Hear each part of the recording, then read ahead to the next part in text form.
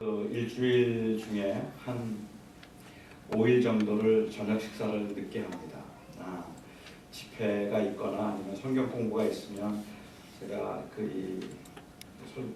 긴장이 되어서 식사를 잘 못하는 것도 있지만 그것보다 더 큰 이유는 그 집회 전에 간단하게 요기를 한다는 게 저는 너무 기분이 안 좋아요. 그냥 풀어놓고 옷 갈아입고 제대로 먹어야 저는 먹었다고 생각합니다. 그 전에 그냥 뭐 간단하게 요기하고 말씀 전하고 그리고 집회하거나 아니면 성경 공부 인도하고 그리고 저녁에 집에 들어가서 좀 쉬면 좋겠다고 여러분들이 말씀하시는데 저는 그렇게 살 수가 없습니다. 저는 일단 고무줄 바지로 갈아입고 그리고 정식으로 차려놓고 먹어야 그래야 제가 좀 이 포만감도 있고 또 사는 재미도 좀 있는 것 같아서 집회가 공부나 아니면은 예배가 끝나고 집에 들어가서 제가 저녁 식사를 하는데 보통 한 일주일에 한 5일 정도는 밤 10시, 11시쯤 제가 저녁 식사를 하게 됩니다. 제가 그렇게 밤 늦게 가서 식사를 해도 제 아내는 한 번도 싫어하지 않고 저녁을 차려줘요. 그런데 그렇게 성의 있게 차려주지는 않아요. 이 저녁을 제가 먹고 온 날, 저녁을 미리 좀 먹은 걸 알고 있는 날은 제 아내가 그냥 웬만하면 먹지 말라고 이제 이야기를 하고 제가 먹지 않고 온 날은 뭐 하도 제가 보채니까 이제 저녁을 차려주는데 제가 좋아하는 것들 뭐 계란말이라든지 아니면 비빔국수 이런 것 좀 해달라면 그냥 있는 대로 먹으라고 그냥 그렇게 줍니다. 제가 먹기는 하는데 차려주는 것만으로 제가 고마워해야 할까? 제 아내는 얼마나 순종적인 사람일까? 남편에게 얼마나 순종적인 사람일까? 이런 상황에서 여러분들이 생각하실 땐 아내가 어떤 반응을 보여야 순종적인 아내라고 그렇게 생각할 수 있을까요? 제가 만일 제 아내가 얼마나 순종하는 아내인가 하는 것을 제가 한번 알아보기 위해서 제 아내를 한번 시험해 보는 겁니다. 실제로 저는 이런 시험을 해본 적도 없습니다. 저는 하면 결과가 어떻게 되는지도 알기 때문에 저는 이런 시험을 할 마음도 해본 적도 없지만 제 아내의 순종 정도를 알아보기 위해서 제가 이런 시험을 한번 하면 어떻겠습니까? 새벽 한 2시쯤 특별히 제 아내가 하루 종일 아주 피곤하고 힘들게 그 하루를 보낸 날 새벽 2시에 곤히 자고 있는 제 아내를 깨운 겁니다. 그리고 제가 제 아내에게 여보 내가 배가 고프니까 라면 하나만 끓여달라. 라면 하나만 끓여주라. 라고 그렇게 부탁을 하는 겁니다. 그렇게 제가 말할 때 제 아내가 어떤 반응을 보이면 여러분들이 생각하시기에 참 순종적인 아내라고 생각하시겠습니까? 제가 제 아내를 그 새벽 2시에 깨웠더니 제 아내가 한쪽 눈만 뜨면서 불 꺼 하고 그렇게 말을 한다면 제 아내는 빵점짜리 아닙니다. 도대체가 순종이라는 걸 모르는 사람입니다. 만일 제 아내가 그렇게 피곤하게 자고 있는 걸 제가 흔들어 깨웠어요. 그리고 내가 배가 고프니까 라면 하나만 끓여달라고 할 때 제 아내가 눈을 비비면서 짜증을 부리고 도대체 무슨 남자가 이렇게 사람을 귀찮게 하는지 모르겠다고 투덜거리면서도 내려가서 라면을 끓여다가 제 앞에 놓고 그리고 눈을 비비면서 자 먹어 그리고 자면 제 아내는 50점짜리 아내입니다. 순종도가 한 50점 정도 제가 줄 수 있을 것 같아요. 새벽 2시에 그 곤히 자고 있는 제 아내를 제가 흔들어 깨우면서 내가 배가 고프니까 라면 하나만 끓여달라고 했더니 제 아내가 그 졸린 눈을 비비면서 서방님 시장하시군요. 잠깐만 기다리세요. 그리고 내려가서 라면을 끓여와서 제가 먹는 내내 혹 불편한 건 없을까 그 앞에 앉아서 졸면서도 기다리고 있다면 제 아내는 100점짜리 아내입니다. 순종할 줄 아는 여자입니다. 그러나 여러분들은 정말로 그것을 순종이라고 생각하시겠습니까? 사실은 아마 여기 계신 많은 분들, 특별히 우리 자매님들 또 우리 여자 성도님들의 경우에 있어서라면 순종을 확인하기 위해서 이런 시험을 했다는 것 자체가 이미 벌써 비인간적이라고 생각을 하실 겁니다. 이런 비인간적인 시험을 통해서 얼마나 순종을 잘하는 사람인지 알아보려고 하는 이것은 정말로 해서는 안 되는 일이라고 저는 생각해요. 특별히 다른 사람들의 약점을 이용해서 가장 피곤할 때, 가장 힘들 때 저 사람이 얼마나 순종하는 사람인가 하는 것을 보기 위해서 그 사람에게 무리한 것을 요구하고 도저히 그 연약함 때문에 감당할 수 없어서 나 못하겠다고 짜증을 부리면 저러니까 믿음이 없는 거라고 그렇게 핀잔을 하거나 야단을 한다면 아마도 여러분들이 생각할 때는 그런 어떤 사람이 순종적인 사람인가 하는 것을 생각하기 이전에 그와 같은 시험을 한다는 것 자체가 지극히 비인격적이고 비인간적이고 해서는 안 되는 일이라고 여러분들은 아마도 생각하실 거라고 저는 생각합니다. 왜냐하면 순종이라는 것은 어떤 경우에도 절대 복종해야 하는 힘에 대한 굴복을 의미하는 것이 아니기 때문에 그렇습니다. 그냥 하라면 해. 내가 하라면 하는 거지 뭐가 그렇게 말이 많느냐고 하라는 그 말이 어떤 권력과 지위로부터 나와서 요구하는 것이라면 사람들이 순종을 하겠지만 그 순종은 사랑하는 마음으로 하는 것도 아니고 정말로 기쁜 마음으로 감당하는 것도 아니고 무서워서 두려워서 하는 것에 불과하다는 말입니다. 정말로 하나님께 순종한다고 우리가 이야기를 할 때에도 어쩌면 우리가 말하는 순종이라고 하는 것이 하나님에 대한 두려움으로부터 비롯된 것일지도 모르겠다는 생각이 들어요. 마틴 루터처럼 그가 고백한 것처럼 아침에 새벽 4시에 일어나서 하루에 5번씩 예배를 드리고 성경 공부하고 기도하고 예배하고 그리고 노동하는 것 말고 아무것도 하지 않았던 그가 정말로 일어나면서부터 기도하기 시작해서 잘 때까지 예배하던 그가 했던 고백이 나는 한 번도 하나님을 사랑한 적이 없었다. 그렇게 헌신적으로 살았는데 하나님을 한 번도 사랑한 적이 없었다 고백했어요. 내가 그렇게 이른 새벽부터 일어나서 수도하고 기도하고 예배하고 그렇게 헌신했던 이유는 하나님이 두려워했기 때문이다. 하나님이 나를 벌하실까 봐, 내 것을 빼앗아갈까 봐 무서워서 그랬다. 그렇다면 정말로 그것을 우리가 순종이라고 불러야 할까? 여러분 오늘 본문 말씀을 보시면서 어떤 생각이 드십니까? 오늘 본문 말씀을 우리가 어떻게 이해해야 합니까? 절대 복종을 최고의 미덕이라고 생각하는 이 우리 사회, 특별히 이 기독교에 가장 큰 영향을 준 사건이 있다면 저는 오늘 본문 사건일지도 모르겠다는 생각을 합니다.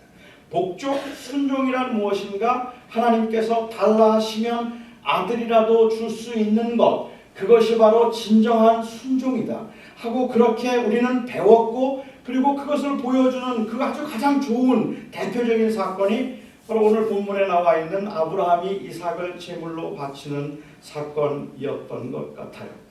사람들은 말하기를 아브라함이 받았던 이 테스트가 아브라함이 잘못했기 때문에 하나님께서 그 마음을 확인해 보기 위해서 주었던 테스트라고 생각하는 경향이 있지 않을까 하는 생각을 했습니다. 좀 더 엄밀하게 말한다면 아브라함이 얼마나 하나님 앞에 순종하는 사람인가 하는 것을 보기 위해서 아브라함이 정말로 하나님을 순종하는가 하는 것을 보기 위해서 아브라함이 그동안에 하나님 앞에 순종하는 모습을 보여주지 않았기 때문에 아브라함이 하나님께 순종하는 모습을 보여서 정말 하나님을 경외하는 사람인가를 하나님께서 확인하고 싶으셨기 때문에 이 시험을 했다고 사람들은 생각하는 거죠. 아브라함이 그러면 잘못한 게 뭘까요? 아브라함이 어떤 문제가 있었길래 하나님은 아브라함을 테스트하려고 했던 걸까요? 사람들은 말하기를 아브라함이 이삭을 너무 사랑했기 때문이라고 그렇게 말하기도 합니다. 이삭을 너무 사랑해서 그 이삭을 너무 귀하게 여기니까 하나님께서는 도대체 아브라함이 이삭을 더 사랑하는지 아니면 하나님을 더 사랑하는지 그것을 확인해 보고 싶어서 내 사랑하는 아들, 내 독자를 나에게 제물로 바치라고 말씀하시고 정말로 아브라함이 자기 아들까지 죽여서라도 내 말에 순종할까 하는 것을 하나님께서 확인하신 것이라고 생각하는 경우가 있어요. 100세에 얻은 아들을 너무 사랑했기 때문에 하나님께서 정말로 저 아브라함이 100세에 얻은 저 아들을 저렇게 사랑하는 것, 너무 사랑하는 건 아닌가 생각해서 하나님께서 테스트하신 것이라고 하는 제가 말을 들은 적이 있습니다. 그런데 여러분, 성경에는 그런 기록이 없어요. 아브라함이 이삭을 너무 사랑했기 때문에 하나님께서 시험하셨다는 그러한 기록이 없습니다. 하나님은 우리가 누구를 너무 끔찍하게 사랑한다고 그렇게 질투하시는 분이 아닙니다. 하나님과 우리 인간들은 사랑에 누구를 더 사랑하는가 하는 사랑의 서로 비교할 수 있는 그러한 상대가 아니라는 말입니다. 심지어는 우리 부모님이라 할지라도 부모님도 하나님과 이 부모님 사이에 누구를 더 사랑하는가 하는 것을 하나님께서 비교하게 하시는 분이 아닙니다. 주님께서 말씀하실 때 내 부모를 미워하지 아니하고는 나의 제자가 될 수 없다든지 내 부모를 부모보다 나를 더 사랑하지 아니하면 내 제자가 될 수 없다고 주님께서 말씀하실 때에도 그 말씀의 의미가 부모보다는 나를 더 사랑해라. 그러면 내가 내 제자가 될 수 있을 것이라는 이야기를 하고 있는 게 아니라 내 부모를 미워하지 아니하면이라고 주님께서 말씀하시고 나를 더 사랑하지 아니하면이라고 주님께서 말씀하실 때 그 말씀 속에서 우리 주님께서 말씀하셨던 것은 그냥 단순히 누굴 더 사랑하니 하는 문제가 아니라 우리가 살아가는 삶의 이유와 원인이 하나님이 되지 아니하면 안 된다는 말입니다. 그러니까 결국은 우리가 부모님을 사랑하는 이유, 그리고 부모님에게 절대로 순종하는 이유가 어디에 있는가 하면 하나님을 사랑하기 때문인 거예요. 하나님을 사랑하기 때문에 그렇게 하는 것이지 하나님이 부모님보다 더 사랑해서 그렇게 되는 게 아니라 하나님에 대한 사랑은 모든 사랑의 근본이 되는 것을 의미한다는 말입니다. 요즘은 제가 그럴 기회가 없습니다만 제가 볼티모어에서 사역을 할 때는요, 이제 어느 때는 그런 건 아니지만 어느 때는 수요 예배 때 집에 들어가서 조금 쉬었다가 저녁 식사를 하고 왔던 때가 있어요. 이제 어느 날 그렇게 제가 가면 우리 아이들이 어렸을 때인데요. 집에 들어가면 같이 좀 쉬고 그리고 이 아기 2살, 3살 된 우리 아들하고 노는데 우리 아들이 너무 예뻐요. 너무 예뻐서 그냥 그 아들하고 같이 이렇게 놀고 있으면요. 수요 예배를 가야 되는데 가고 싶지 않아요.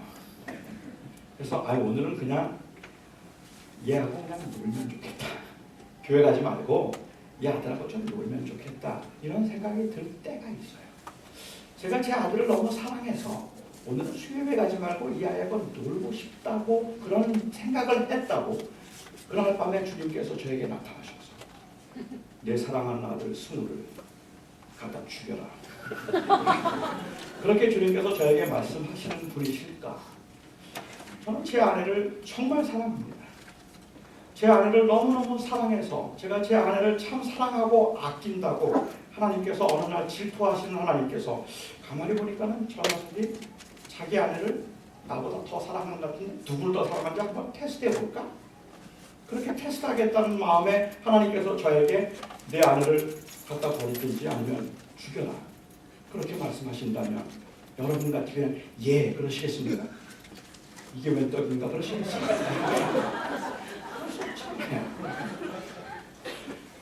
하나님은 그렇게 시험하시는 분이 아닙니다. 아브라함이 정말로 무조건 순종할까 하는 것을 하나님께서 알고 싶어서 주님이 만일 그러셨다면 사실 이것은 불의한 시험입니다. 저는 하나님의 이 시험에 대해서 우리는 퀘스천을 해야 된다고 저는 생각해요.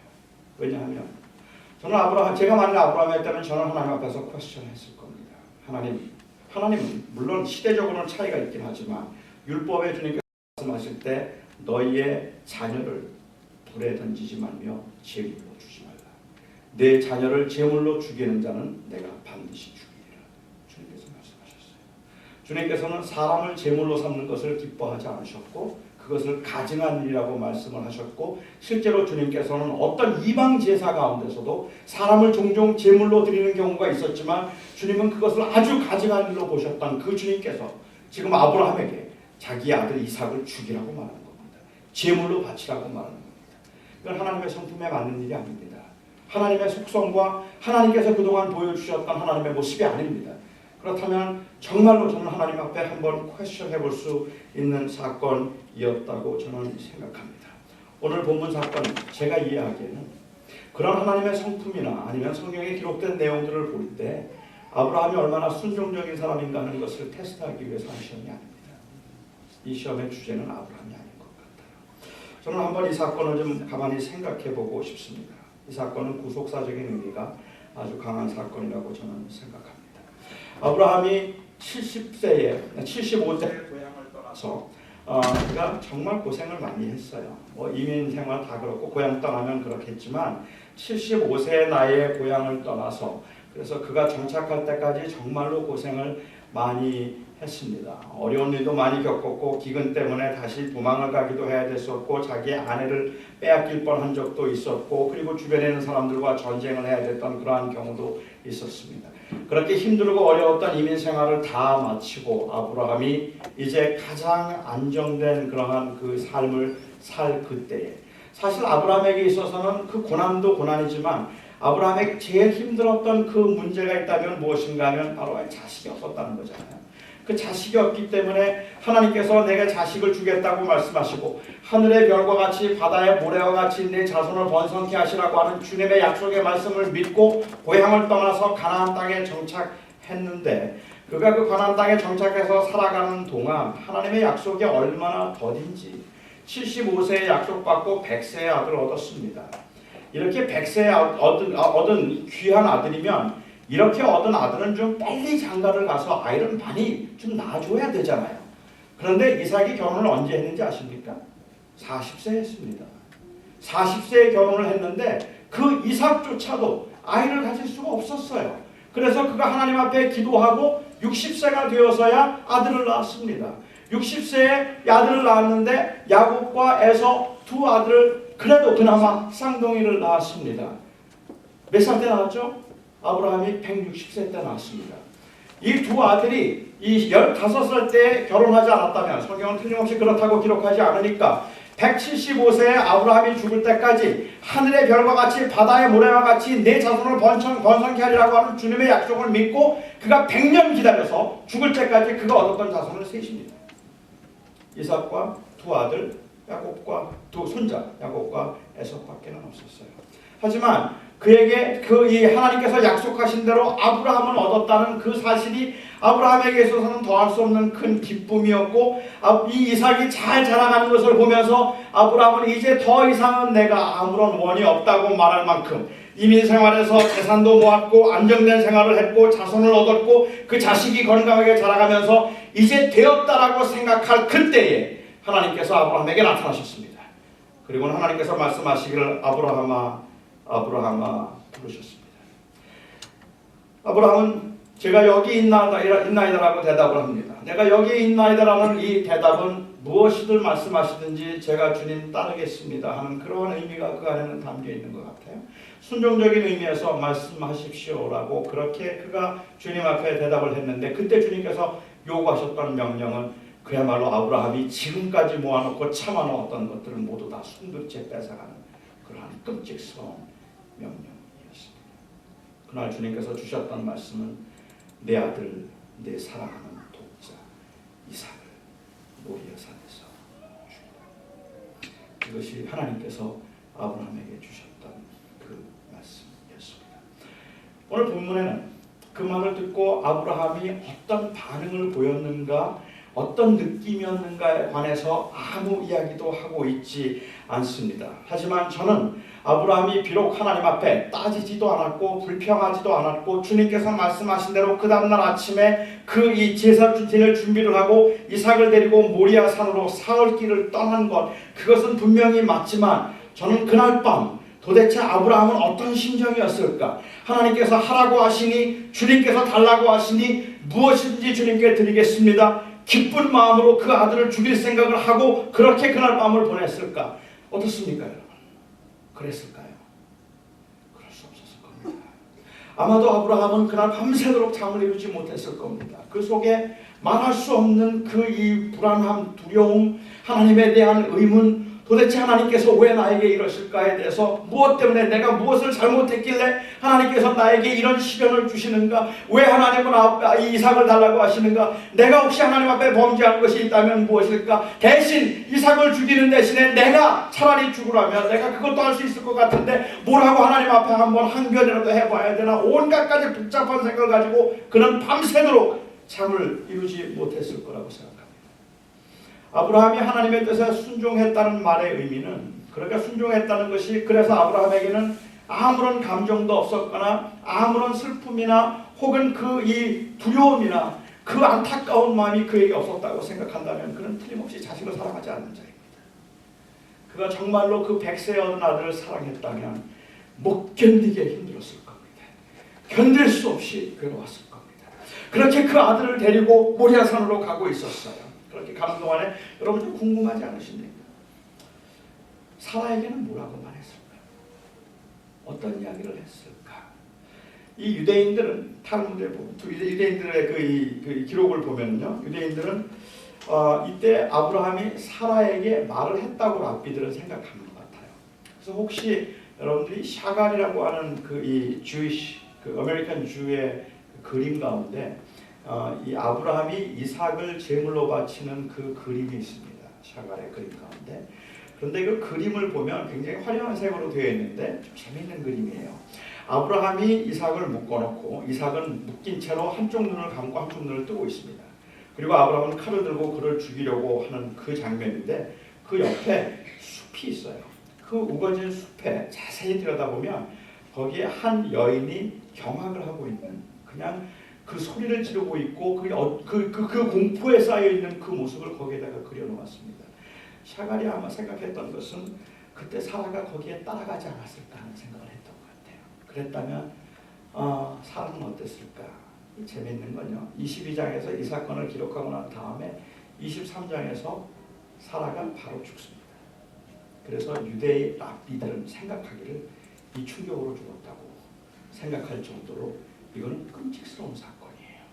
아들을 죽이는 사건입니다. 이거는 그냥 단순하게 내가 하나님 정말 순종합니다, 내가 정말 하나님 사랑합니다, 이런 거 자랑할 그런 사건이 아니라는 말입니다. 그런데 하나님께서는 이삭을 제물로 바치라고 하시고, 하나님께서 무슨 뜻이 아직 남아있죠? 아직 하나님께서 무슨 뜻이 있을 거라고 생각을 해서, 그래서 이 아브라함이 순종하면서 그 아들을 데리고 가는데 그 중간에 이삭이 아버지 아브라함에게 묻습니다. 아버지, 여기에 나무도 있고 불도 있는데 제물은 어디 있습니까? 아브라함의 심정이 어땠을까요? 그 제물은 바로 너다, 그렇게 말할 수 있었을까요? 그는 하나님께서 제물은 준비하실 거야 라고 생각을 그렇게 말을 하고, 그리고 산에 올라갔습니다. 나무를 쌓아 놓았습니다. 이삭을 묶었습니다. 여러분, 그때 이삭의 나이가 몇 살이었을까요? 유대인들의 전통대로, 유대인들의 그 이야기하는 대로, 만일 이삭의 이 사건 이후에 23장에서 이 사라가 바로 죽었다면, 사라가 127세에 죽었으니까 그때 이삭의 나이는 37살입니다. 성숙한 나이 아니에요. 만약에 그 사건이 바로 이어진 사건이 아니었다고 한다면 또 어떤 학자들은 이삭이 16살쯤 되었을 것이라고 짐작하는 학자도 있는 것 같아요. 분명한 것은 그냥 몇 살짜리 애가 아닙니다. 이미 충분히 자기 스스로 결정할 수 있고 판단할 수 있는 나이의 그 아이인데, 아버지가 그를 꽁꽁 묶고 있는데, 그런데 그 나무 위에서 자기를 지금 제물로 바치려고 하는데 가만히 있어요. 참 이상한 아들 아닙니까?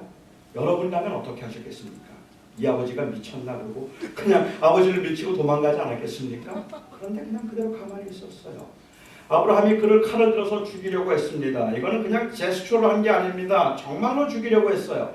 이사야서 11장에 있는 기록을 보면 아브라함은 하나님께서 이삭을 다시 살리실 줄을 믿는 거로 그 믿음으로 그를 죽이려고 했다고 했습니다. 그러니까 아브라함은 지금 하나님께서 그를 다시 살려줄 수도 있을 거라는 믿음을 가지고 정말 죽이려고 한 겁니다. 그냥 그 신용을 하고 있는 게 아니라는 말이죠. 그래서 그를 죽이려고 할 때 하늘로부터 하나님께서 말씀을 하셨습니다. 아브라함아, 아브라함아, 이제 되었다. 아브라함아 아브라함아 되었다. 그 아이에게 손을 대지 말라 말씀하셨습니다. 그리고는 주님께서 말씀하시기를 내가 이제야 네가 나를 경외하는 줄을 아노라라고 말씀하셨습니다. 그런데 여러분, 이 말씀의 의미가 주님께서 말씀하시기를 아브라함아 아브라함아 이제 되었다라고 말씀하시면서 네가 내 아들을 너무 사랑하기 때문에 네가 나를 더 사랑하는지 아니면 이삭을 더 사랑하는지 내가 그것을 보기 위해서 한번 시험해 본 거야. 내가 얼마나 나를 사랑하는지, 내가 얼마나 내 말에 순종할 수 있는지 내가 한번 그것을 테스트해 보기 위해서 내 아들을 죽여보라고 했는데 내가 그렇게 나를 더 사랑해서 내 아들까지 죽이려고 했으니 너는 정말로 믿음이 좋은 사람이고 정말로 나를 사랑하는구나. 정말 기분 좋다. 내 믿음은 정말 최고야.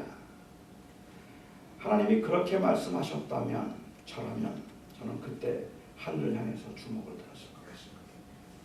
제가 그동안에 겪었던 그 고통이 너무 커서 그동안의 그 아픔과 도대체 하나님의 뜻을 헤아려 보기 위해서 선하신 하나님께서 무엇 때문에 그 아들을 달라고 하실까? 하나님이 나에게 주신 이 자식을 하나님께서는 왜 나에게 달라고 하시는 걸까? 하나님은 무슨 계획이 있어서 그러실까? 내가 도저히 이해할 수 없어서 너무 괴롭고 힘들지만 하나님이 선하신 하나님이니까 무슨 뜻이 있었겠지? 하나님이 뭔가를 하려고 하시는 거겠지? 그 생각하고 하나님 그 선하심과 하나님의 인자하심을 믿고 그 자리까지 와서 그 아들을 죽이려고 했는데 결국 하나님께서 하시는 말씀이 내가 얼마나 순종하는가 보려고 한 거야. 만약 그렇다면 저는 그때 하나님을 향해서 분노할 것 같아요. 하나님이 이런 식으로 시험하시면 안 됩니다. 그 고통이 너무 컸기 때문에 하나님 그런 거 아닙니다. 저는 그 하나님을 신뢰할 수 없을 것 같아요. 저는 그 하나님을 내가 정말로 이제는 더 사랑해서 주님 이렇게 내 아들도 드렸는데 너무너무 주님을 사랑합니다. 이런 말 못할 것 같아요. 그 다음부터는 제가 실망할 것 같아요. 제가 믿기에는 이 사건을 통해서 하나님께서는 아브라함이 얼마나 믿음이 좋은가를 테스트하려고 하는 것이 아니었기 때문에 하나님의 고통은 사실은 그때부터 시작되었다고 저는 생각합니다. 주님께서 이 사건을 통해서 주님이 하시는 말씀은 무엇인가 하면 역사의 한 시점에서 하나님의 인격을 걸고 주님께서 인간을 하나님이 얼마나 사랑하시는지, 비록 고난 가운데 고통 가운데 있다 할지라도 인간들이 낙심하지 아니하고 어떻게 그 하나님의 은혜 가운데서 하나님을 신뢰하고 살아야 할 것인지, 하나님이 인간을 위해서 무엇을 해줄 것인지를 보여주기 위해서 주님께서는 아브라함을 택하셨습니다. 그리고 그 아브라함을 통해서 하나님은 하나님의 구원 계획, 우리에게 주실 그 아들의 사건을 보여주셨습니다. 주님은 이 사건을 통해서 오히려 그 시험을 패스할 정도로 순종했다는 것을 기뻐하는 것이 아니라 주님께서는 그 순간부터 하나님은 사실은 고통이 시작되었다고 저는 생각합니다. 내가 너에게 줄 아들이 바로 이런 아들이라는 거예요. 내가 너에게, 여러분 기억하시죠? 하나님께서 예수님을 부르실 때마다 즐겨 사용하셨던 그 호칭이 바로 하나님이 아브라함을 부르시면서 하셨던 그 호칭입니다. 내 아들, 내 사랑하는 자, 이는 내 아들이요 내 사랑하는 내 기뻐하는 나의 독자. 하나님께서는 그 아들을 우리에게 주시기 위해서 그 아들을 주시는 사건을 우리들에게 미리 알려주기 위해서 아브라함을 준비하셨던 것입니다. 그러니까 하나님께서 필요했던 사람은 하나님을 사실은 이 아들을 자기 목숨보다 더 아끼는 사람이에요. 이 아들보다 하나님을 더 사랑하는 사람이 아니라 사실은 그 아들을 위해서 자기의 목숨까지 내놓을 만큼 아들을 사랑하는 사람이에요. 하나님은 그렇게 그 아들을 사랑하도록 100세에 낳게 하시고 준비하신 겁니다. 세상에 이건 누구와도 바꿀 수 없는 아들이에요.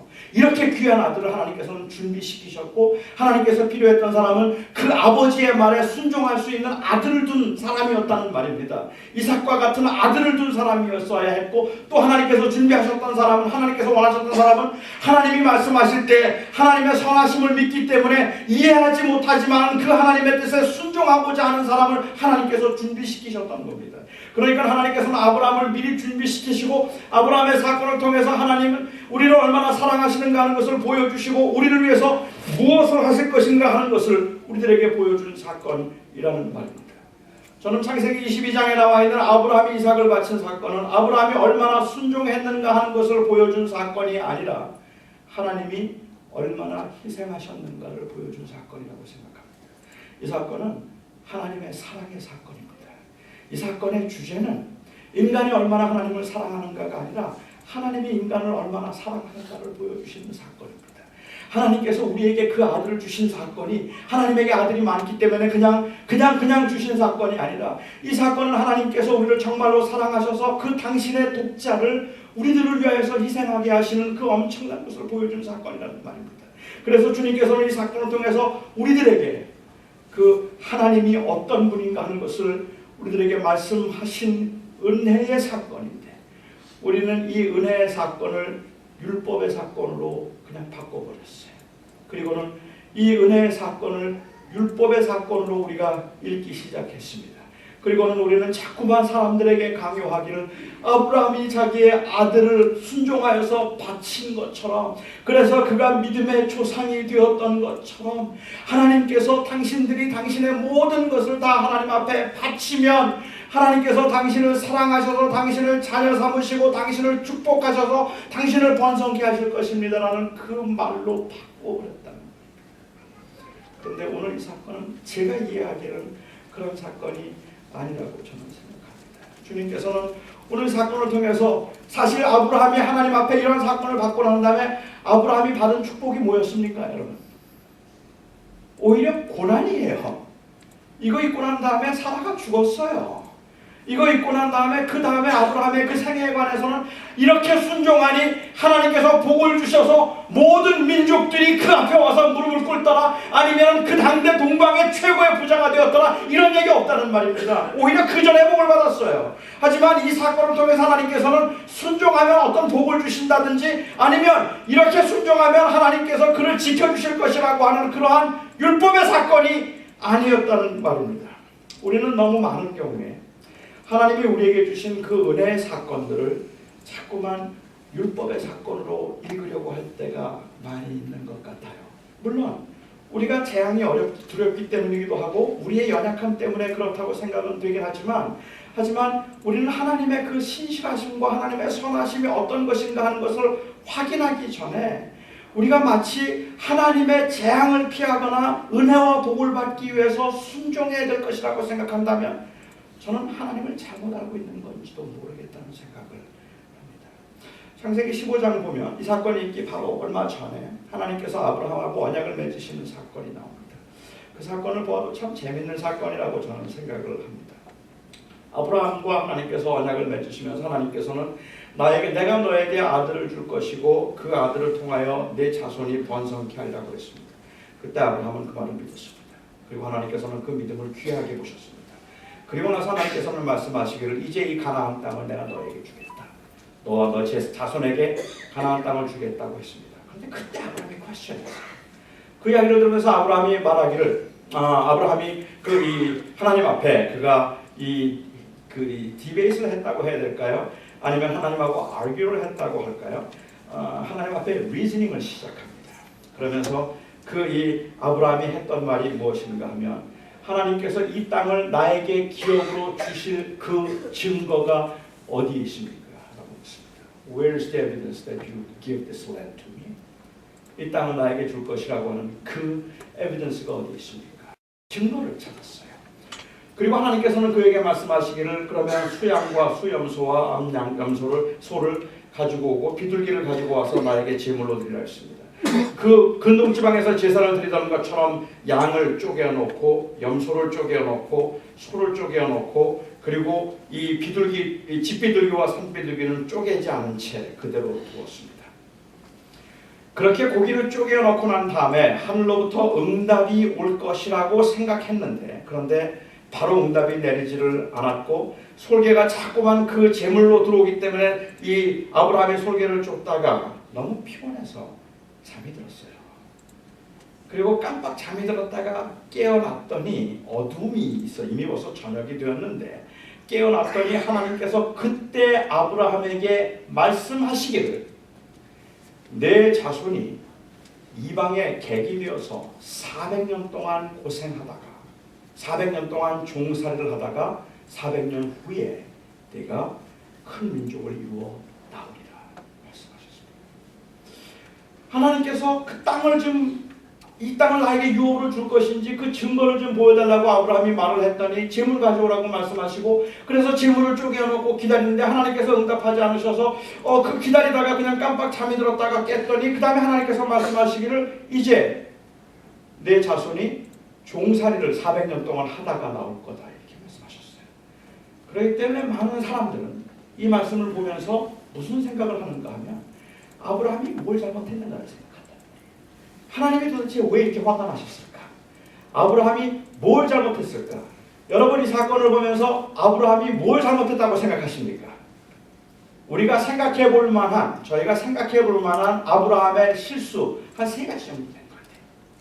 우선 첫 번째로 생각해 볼 수 있는 실수가 있다면 하나님과 리즈닝을 한 겁니다. 감히 하나님 앞에서 하나님, 증거가 어디 있어요? 이런 거 묻는 거 아닙니다. 여러분, 궁금하고 답답한 게 있어도 그냥 믿음으로 그냥 무조건 믿는 거지, 그거 궁금하다고 목사님 찾아가서 난 도대체 이런 거 이해 못하겠습니다, 이런 거 좀 설명해 주지 않으면 난 못 믿겠습니다, 이렇게 말하면 400년 종살이합니다. 그냥 모르겠지만 믿습니다. 그냥 믿습니다. 하나님 앞에 감히 왜 내게 이런 일을 주십니까? 왜, 언제, 그 증거가 무엇입니까? 하나님, 사인이 뭡니까? 이런 거 물었다가 큰일 납니다. 여러분, 그겁니까? 그게 아브라함이 잘못한 겁니까? 저는 그렇지 않다고 생각해요. 저는 우리가 하나님 앞에서 리즈닝 해야 된다고 생각합니다. 하박국이 그랬고, 예레미야가 그랬고, 그리고 또한 우리가 하는 것처럼 선지자들이, 욥이 그랬습니다. 그 고난 가운데 악인이 형통하고 의인이 잘못되고 있는데 하나님, 악인이 형통하면 도대체 무슨 이유입니까? 그것을 물었던 것이 하박국입니다. 우리는 그렇게 물을 수 있어야 된다고 생각해요. 그건 문제가 될 게 없습니다. 그러면 뭐가 문제예요? 제사를 드리다가 아브라함이 잤어요. 제가 지금 설교하는데 깜빡깜빡 하시는 분들 400년 종살이. 목사가 설교할 때 예배 중에 졸거나 자거나 이러는 사람들을 하나님께서는 싫어하셔서 벌을 주신다, 그겁니까? 아브라함이 너무 피곤해서 졸았기 때문에 하나님께서 응답하지 않으시고 화가 나셔서 바로 400년 종살이를 시키신 겁니까? 아니잖아요. 예배 시간에 피곤한 분들은 조금 주무세요. 괜찮아요. 저는 솔직히 교회 와서 조는 분들을 정말 존경해요. 저는 그리고 정말 사랑해요. 저는 유두고가 그런 사람이었다고 생각하기 때문에 그래요. 유두고는 노예였을 거라고 저희는 짐작하는데, 노예 출신이 이른 새벽부터 밤 늦게까지 남의 집살이 종살이를 하면서 힘들게 살다가 늦은 저녁에 그 바울의 집회가 있다는 이야기를 듣고 바울의 집회를 찾아가서 호롱불이 많이 켜졌더라고 성경은 기록하고 있는데, 불들이 많았더라고 하는데, 그 초여름에 그 더운 날 이 기름을 떼어서 말입니다. 그 공기가 탁한 곳에 수많은 사람들이 모여 있는데 그 자리에 어린 유두고가 들어가서 말씀을 듣다가 너무 졸려서, 너무 힘들어서, 너무 피곤해서, 그래서 잠을 좀 깨려고 그 바람이 좀 불고 있는 그 창가에 앉았다가 떨어져 죽었어요. 그리고는 유두고가 왜 떨어져 죽었을까? 이거 자다가 죽는다, 이렇게 얘기할 게 아니라는 말입니다. 유두고를 보면 정말로 저는 그 믿음이 존경스러울 정도라는 거예요. 성경은 한 번도 유두고가 졸았다는 것에 대해서 책망한 일이 하나도 없습니다. 그 사건은 유두고를 책망하는 사건이 아니라 저는 오히려 볼 때는 그 당시 교인들의 열심을 보여주는 사건이라고 저는 그렇게 생각해요. 여러분들이 왜 집에서 못 주무시겠어요? 누가 뭐라 그래요? 그래도 그 피곤한 몸을 이끌고 와서 말씀을 들으려고 집회에 참석하려고 했는데 너무 졸려서 조는 분들, 제가 어떻게 감히 그분들에게 400년 종살이 제가 어떻게 감히 그런 이야기를 하겠습니까? 여러분, 피곤하면 조시는 거예요. 그런데 교회 와서 그렇게 조는 분들 전 고마워요. 그 열정이 고마워요. 그 헌신과 뜨거운 마음이 전 감사해요. 그럼 아브라함의 죄가 뭡니까? 문제가 뭡니까? 다 각을 떴는데 새는 각을 안 떴어요. 새를 각을 뜨지 않고 새를 그냥 온전하게 드렸기 때문에, 그랬기 때문에 하나님께서 화가 나신 거예요. 어떤 분이 이 말씀을 가지고 적용하시는 처럼 우리가 큰 죄들은 회개하면서 작은 죄를 회개하지 않으면, 그러면 하나님께서 분노하시죠. 그러니까 작은 죄라도 다 회개해야 하는데 여러분들이 이 뭐 살인한 죄, 도둑질한 죄, 뭐 이런 것들에 대해서는 다 회개해도 오늘 교회 오면서 조금 과속한 거 회개 안 하면 종살이에요. 그렇습니까? 아니잖아요. 여기에 새를 쪼개지 않았다는 것은 성경에 새는 쪼개지 않게 되어 있어요. 제사 때 새를 쪼개라는 말씀은 없어요. 그러니까 율법대로 한 거예요.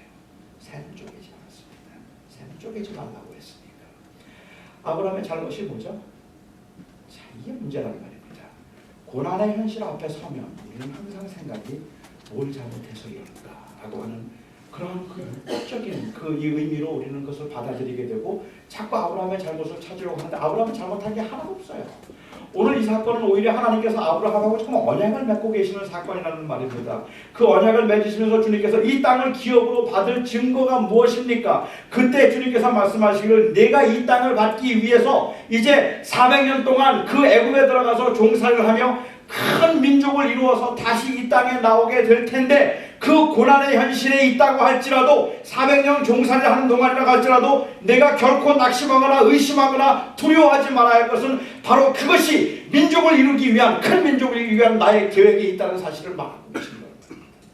그러니까 고난이 있더라도 두려워하지 마라. 그 고난은 바로 그 고난을 통하여 큰 민족을 이루기 위한 나의 계획이다.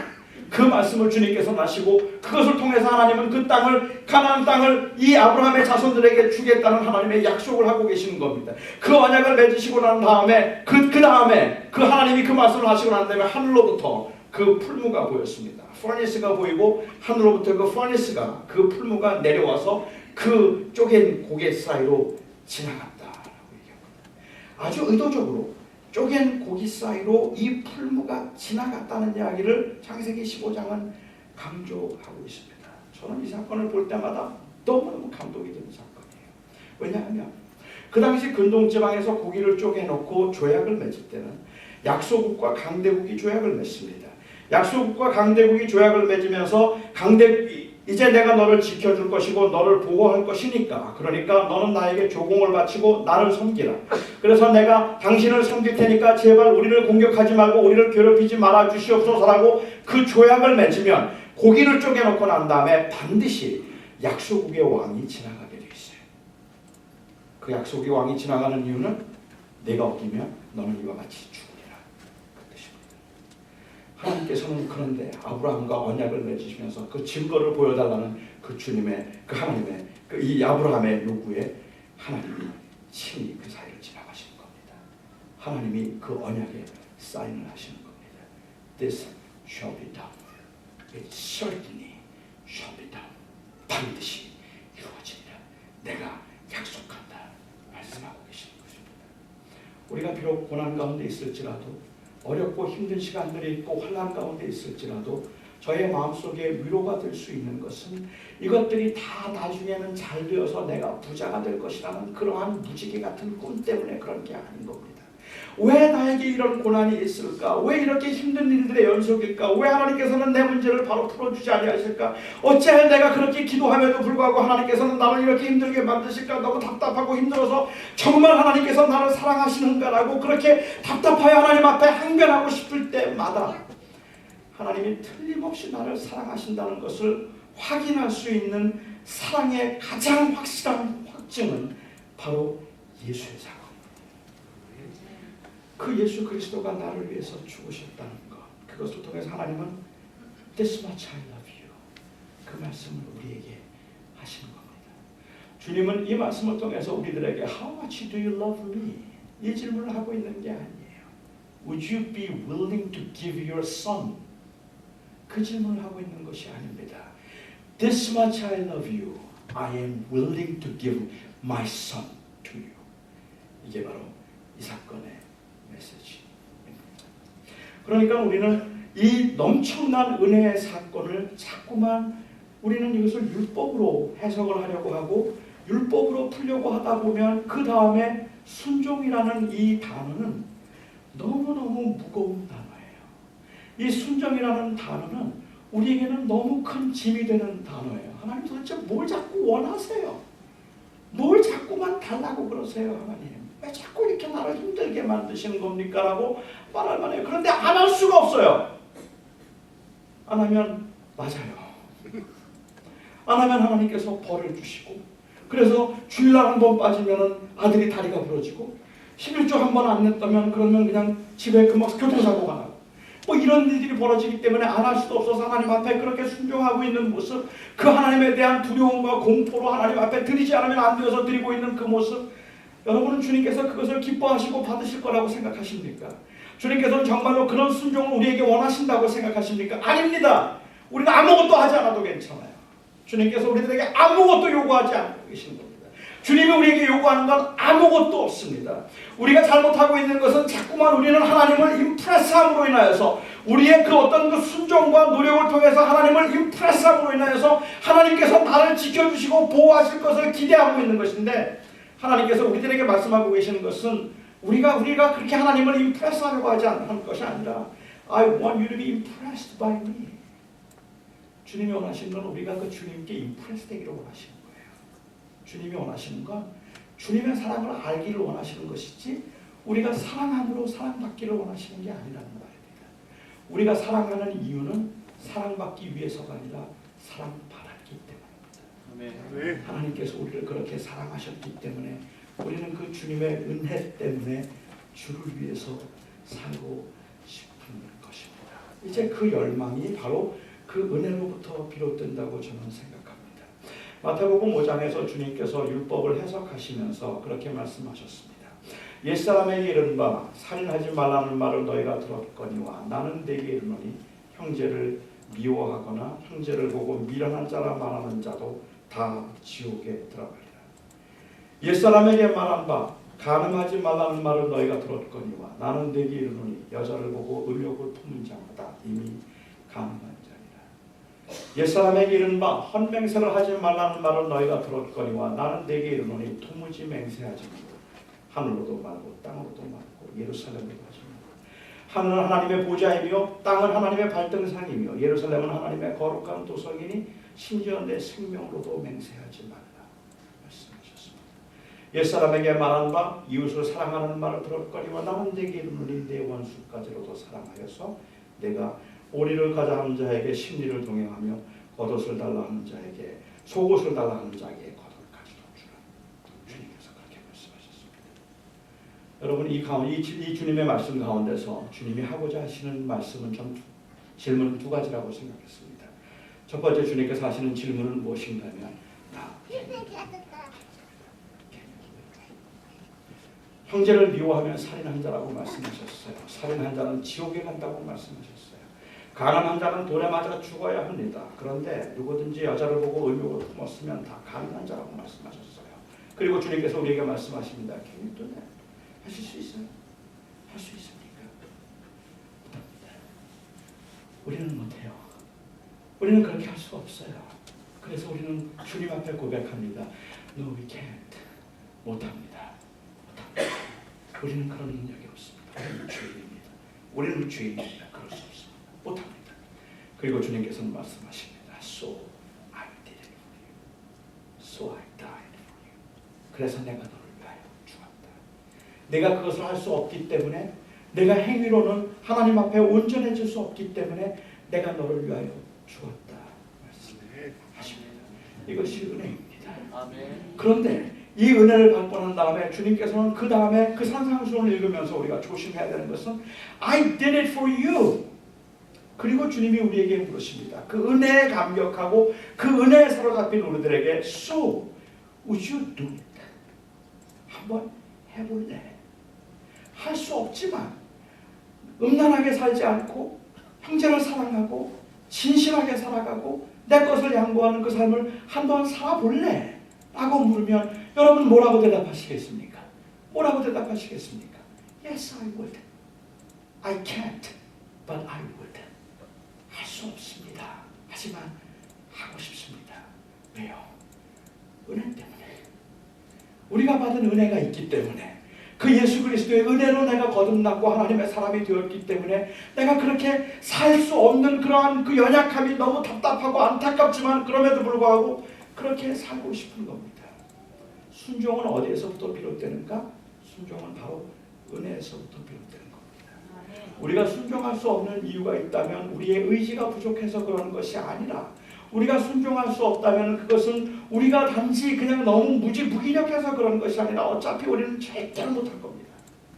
하지만 우리에게 순종하고자 하는 마음조차 생기지 않는다면 그것은 우리의 능력의 문제가 아니라 사실은 은혜가 메말라서 그렇다고 생각해요. 그 은혜, 나를 위해서 죽으신 그 하나님의 은혜에 우리가 감동되는 것, 그것이 무엇보다 우선입니다. 은혜에 빠진 순종은 율법입니다. 은혜에 빠진 순종은 그것은 두려움과 공포, 그 절대적 하나님의 권위에 대한 그야말로 어쩔 수 없는 연약한 존재로의 눌림이고, 그것은 억압입니다. 주님께서 십계명을 주시면서, 이스라엘 백성들에게 십계명을 주시면서 창세 출애굽기 20장에도 그리고 이 신명기 5장에도 나와 있는 말씀이지만, 나 외에 다른 신을 두지 말라든지, 아니면 형상을 만들지 말라든지, 내 이름을 망령되게 걷지 말라, 도적질하지 말라, 부모를 공격하라, 이런 말씀을 다 하시면서 그 앞부분에 뭐라고 말씀하시는가 하면, 그 이 십계명에서 여러분들이 그 첫 번째 계명, 두 번째 계명 이야기하기 전에 제일 중요한 게 바로 이 십계명의 프리앰블입니다. 처음에 나오는 서문이 무엇인가 하면, 나는 너희를 애굽에서 건져낸 여호와로라 하는 그거예요. 나는 애굽에서 너희를 건져낸 여호와로라 하는 이것이 전제가 되고, 그 다음에 십계명을 이야기해야 하는 거예요. 그것이 없이 은혜에 대한 반응으로 십계명을 이야기하지 않고 그냥 십계명을 통해서 우리가 의롭게 될 것이라고 생각한다면 그건 잘못입니다. 우리는 종종 이 십계명에서 나오는 나는 너희를 건져낸 여호와로라, 너희를 애굽에서 건져낸 여호와로라는 말씀에 대해서도 우리는 종종 은혜가 메마르면 그런 오해를 하게 되는 경우가 있는 것 같아요. 하나님께서는 지금 이스라엘 백성들을 애굽에서 건져내시고 난 다음에 그들을 또 속박하시는 거잖아요. 그 애굽에서 힘들게 살아서 자유하고 싶어서 했더니 내가 너 건져줄게. 건져주고는 그 다음에는 하나님께서 내가 너를 건져줬으니까 이제부터는 내 종이다. 이렇게 살아야 된다. 그렇게 말씀하시면 별로 달갑지 않지 않겠습니까? 제가 제 아들을 어릴 적에, 제 아들이 지금은 다 컸지만 어릴 적에 제가 제 아들을 데리고 이제 짜장면을 먹으러 가요. 그 짜장면을 먹으려면 제 아들이 짜장면을 너무 좋아하니까 짜장면 사주겠다 그러면 좋아서 따라갑니다. 그리고 짜장면을 사줘요. 고마워하죠. 제가 그 고마워하는 제 아들을 보면서, 승우야, 짜장면 누가 사줬지? 아빠가 사줬지. 고맙지? 고마워. 그래요. 그리고 제가 집에 가서 승우야 불러요. 물 한 잔만 가져와. 싫어. 짜장면 누가 사줬지? 그러면 그때 그 고마운 걸 좀 생각해요. 그리고는 짜장면을 이제 먹었던 것 때문에 물을 가져와요. 그러면 제가 이제 그 물을 마시고, 승우야, 새우깡 하나만 가져와. 짜증이 나죠. 짜장면 누가 사줬더라. 제 아들은 두 번도 짜장면 먹고 싶어 하지 않습니다. 제가 사준 짜장면은 안 먹을 것 같아요. 여러분, 우리가 하나님께서 내가 너 구원해줬잖아. 그러니까 이제는 순종해야지. 이렇게 말씀하신다면 아마도 우리의 마음속에 참 하나님 구원해 주시고 정말 너무 많은 걸 요구하시네. 차라리 안 믿었을 때가 낫겠네. 이렇게 생각하실 수도 있을 것 같아요. 그런데 여기서 말씀하신 건 내가 그렇게 했으니까 너는 이제 순종하라는 이야기를 하고 있는 게 아닙니다. 여기에서 주님께서 그 율법을 주실 때조차도 주님이 우리를 사랑하셨고 우리를 정말로 사랑하시고 아들을 주기까지 우리를 사랑하시기 때문에 하나님의 우리를 향한 그 요구조차도 하나님의 사랑으로 주시고, 이것도 바로 내가 너를 사랑하니까 하는 것이지 내 고생을 통해서 내가 은혜 주었으니까 그 값으로 지금 그 본전 뽑고 있다, 이런 의미에서 주님께서 우리에게 요구하고 계시는 율법들이 아닙니다. 모든 계명은 결국은 인간들을 위한 거예요. 모든 계명은 우리의 행복을 위한 것입니다. 그런데 그것을 왜 지킵니까? 지키는 이유는 하나님의 사랑, 하나님의 그 선하심에 대한 확신이 있기 때문에 우리가 하는 겁니다. 그리고 그 하나님의 사랑을 확신할 수 있는 길은 제가 알기는, 그리고 성경이 강조하기는 오직 그리스도의 사랑. 저는 현대 교회가 교인들을 움직이도록 하기 위해서였는지는 모르지만 현대 교회가 너무 많은 경우에 이 복음을 율법화시켰다는 생각이 듭니다. 그래서 교인들에게는 그 은혜로 인한 기쁨과 감격 그거는 잃어버린 채 오히려 그냥 내가 좋은 크리스찬이 되기 위해서 순종적인 크리스찬이 되기 위해서 내 속에 은혜는 메말라 바싹 메말라 버렸음에도 불구하고 뭔가를 해야 된다는 그러한 강박관념에 우리는 두려움을 가지고 있는 것 같다는 생각이 듭니다.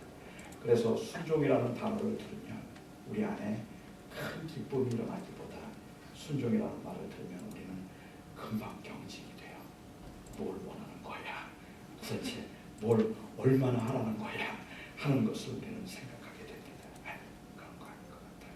그런 게 아니라고 생각해요. 저는 이 소중한 교회에서 순종에 관한 이야기를 제가 오늘 하면서 오늘 이 말씀을 통해서도 이 교회가 정말로 복음에 사로잡힌 교회고 김 목사님이 그냥 그 복음을 위해서 온전하게 헌신하여서 복음만을 위해서 사역하고 있는 귀한 주님이 사용하시는 귀한 하나님의 사람이라고 제가 믿기에 저는 감히 자신 있게 여러분들에게 여러분 순종의 가장 중요한 것은 은혜입니다.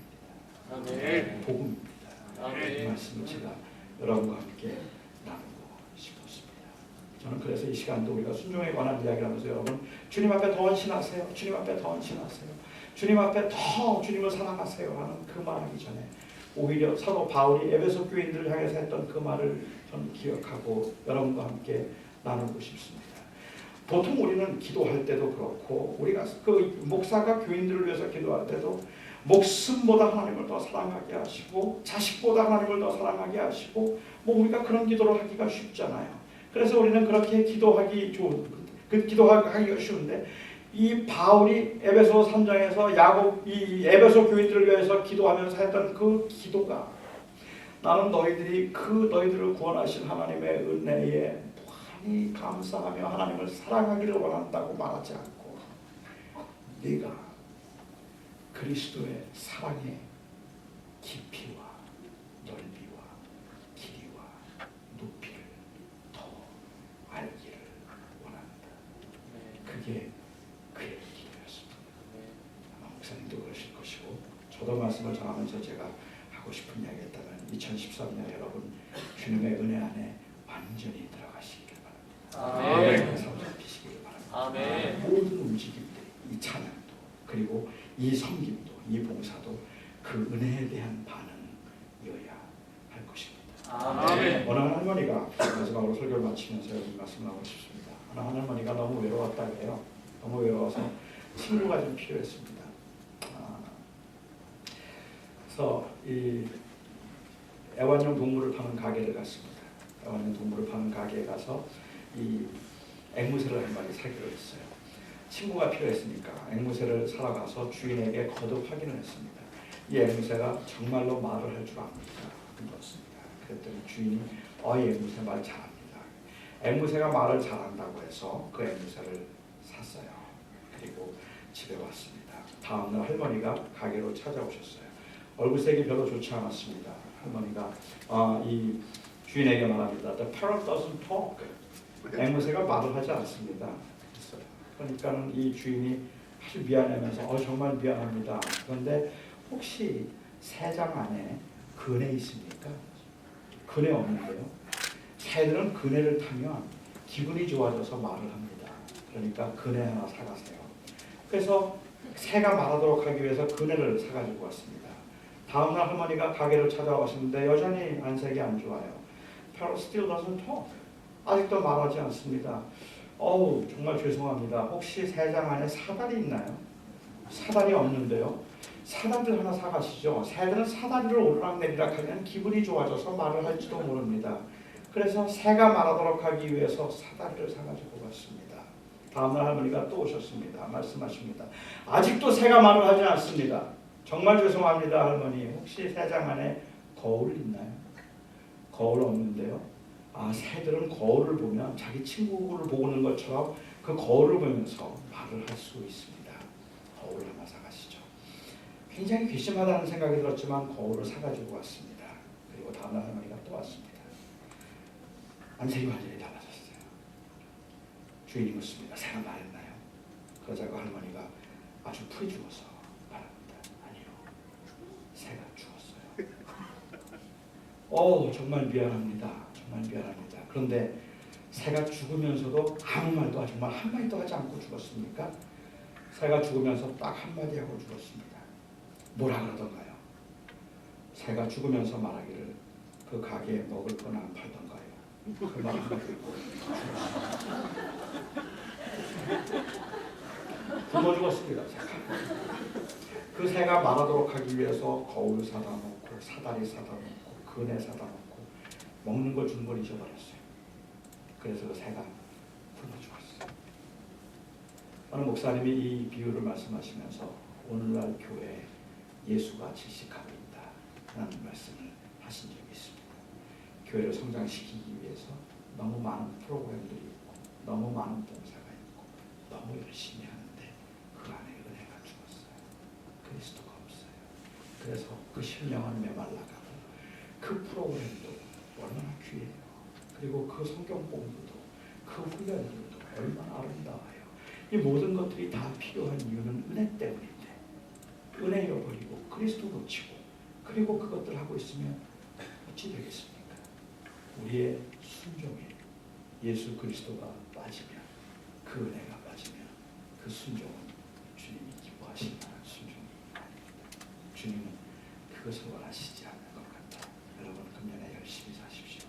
하지만 그렇게 열심히 여러분들이 움직일 때마다 항상 멈추어서서 그리스도의 은혜를 묵상하십시오. 아멘. 복음 안에 거하시고 복음 때문에 복음을 사는 여러분들이 될 수 있기를 바랍니다. 아멘. 순종은 거기서부터 시작될 겁니다. 기도하겠습니다. 시간 우리가 같이 잠깐 기도하는 시간을 좀 가졌으면 좋겠습니다. 음악을 좀 주실 수 있을까요? 제가 그냥 저는 이렇게 말씀 우리가 같이 나눈 다음에 여러분들이 말씀에 대해서 좀 반응해 주셨으면 하는 마음이 있습니다. 여러분들의 지금 현재 심령의 상태는 어떻습니까? 순종이라는 말을 들으면서 여러분의 마음속에 무슨 생각이 제일 먼저 드십니까? 무거움입니까? 강박관념입니까? 또 그걸 해야 되는가? 두려움입니까? 아니면 여러분의 마음속에 그냥 순종이라는 그 말을 들을 때 나를 구원하기 위해서 그 아버지의 뜻에 순종한 그 아들 예수 그리스도가 떠오르십니까? 사랑하는 성도 여러분, 복음이 아니면 은혜가 아니면 우리는 아무것도 아닙니다. 하나님은 우리에게 뭘 요구하고 계시는 게 아니에요. 하나님은 우리에게 너 이거 하면 내가 복 주겠다 이런 말씀하는 거 아니에요. 하나님은 우리에게 그냥 말씀하시기를 내가 너를 너무너무 사랑해서 내 아들을 주었다 말씀하십니다.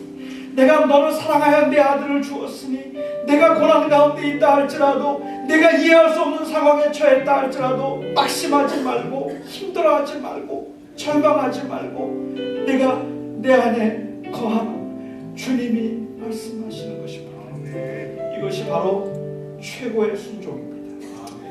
여러분들이 혹시 그런 강박관념 가운데 있었다면 오늘 한번 자유함을 경험하면서 그 주님의 은혜 앞에 함께 기도할 수 있기를 바랍니다. 우리 한